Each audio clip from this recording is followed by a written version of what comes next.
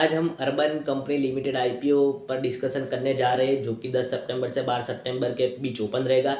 Company 48,000 plus service professional through customer को उनके घर ही salon, skin care, plumbing, home cleaning and AC service जैसी डिफरेंट सर्विस प्रोवाइड कर रही है।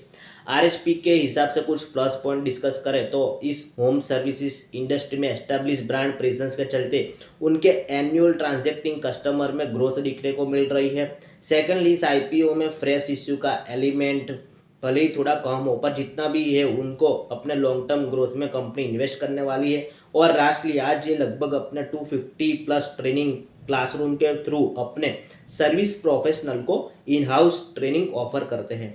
नेगेटिव पॉइंट की बात करें तो उनकी वीक फिनेंशियल, जिसमें भले 25 फिनेंशियल ईयर में कंपनी ने प्रॉफिट किया हो, पर ओवरऑल फिनेंशियल अभी अच्छे नहीं है। और वो वैल्यूएशन की बात किए तो फंडामेंटल के हिसाब से मित्रों उनकी अभी वैल्यूएशन ओवर प्राइस लग रही है। पॉजिटिव और नेगेटिव दोनों डिस्कस करने के बाद अभी जीएमपी अच्छा दिख रहा है।